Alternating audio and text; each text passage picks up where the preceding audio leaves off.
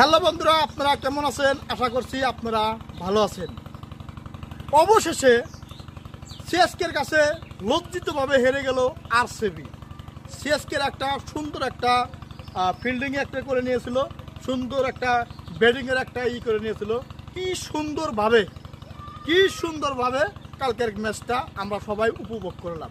এখানে দেখেন রচিন রবীন্দ্র সে একাই 15টা বলে, মাত্র 15টা বলে 3 ওভারই পায় নাই, কেবল 2 ওভার পাইছে আর 3টা বল পাইছে। 2 ওভার 3টা বলে 37টা রান সে করে নিল। 37টা রান, এর একটা কথা ভাবা যায় যে 15টা বলে 37টা রান রচিন রবীন্দ্র সে একাই নিয়ে ফেলল। তারপরে দেখেন এখন মুস্তাফিজুর রহমান একাই 4টা উইকেট দখল করে নিল। 4টা উইকেট মুস্তাফিজুর রহমান নিজের দখলে নিয়ে নিল কালকের আইপিএলে। এখানে দেখেন 1 নাম্বার যেটা উইকেট নিল মুস্তাফিজুর রহমান 4.3 ওভারে মুস্তাফিজুর রহমান এমন একটা বল ছুড়ে দিল সেই ফাফদুস প্লেসের কাছে। ফাফদুস প্লেসের ব্যাটের বলে সম্পূর্ণভাবে কানেকশন হয় নাই, না হওয়াতে সম্পূর্ণভাবে কানেকশন 6 মারার ইচ্ছা ছিল, কিন্তু সুন্দরভাবে কানেকশন না হওয়ার পরে সে কী করলো, রচিন রবীন্দ্র ক্যাচ আউট করে ফেললো।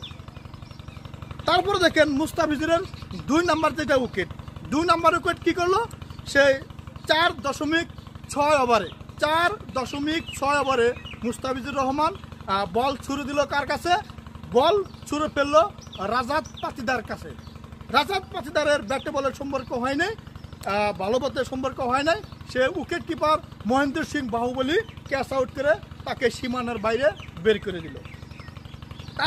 তারপরে দেখেন 3 নাম্বার যেটা উইকেট, 3 নাম্বার উইকেটটা Mustafizur 3 number wicket 3 number ball ছুঁড়ে ফেলে দিল 11.2 ওভারে। 11.2 ওভারে মুস্তাফিজুর রহমান তার বিরাট কোহলির কাছে বল ছুঁড়ে মারলেন। বিরাট কোহলির ব্যাটে বলের সম্পর্ক ঠিক হয় নাই। ঠিক না হওয়ার পরে সেটা কি করলো, রচিন রবীন্দ্র আবার ক্যাচ আউট করে তাকে সীমানার বাইরে বার করে দিল। এখানে দেখেন মুস্তাফিজুরের 4 নাম্বার যেটা উইকেট, 4 নাম্বার উইকেটে দেখেন মুস্তাফিজুর বল ছুড়ে মারলো গ্রিনের কাছে, কিন্তু গ্রিন তার বল আর ব্যাট সম্পূর্ণ ঠিক না হওয়ার জন্য একদম স্টাম্প আউট করে একদম গ্রিন ক্যামেরনকে মাঠে থেকে বের করে দিল। এখানে দেখেন বাংলাদেশি প্লেয়ার মুস্তাফিজুর রহমান একাই 4টা উইকেট দখল করে নিল এই কালকের আইপিএলে।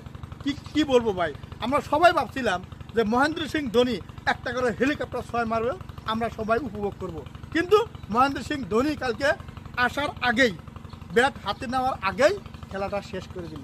কি বলবো ভাই, আজকে আবার নতুন করে খেলা আমরা সবাই দেখব। তো এখানেই আজকের আইপিএলের আপডেট। তো ভালো।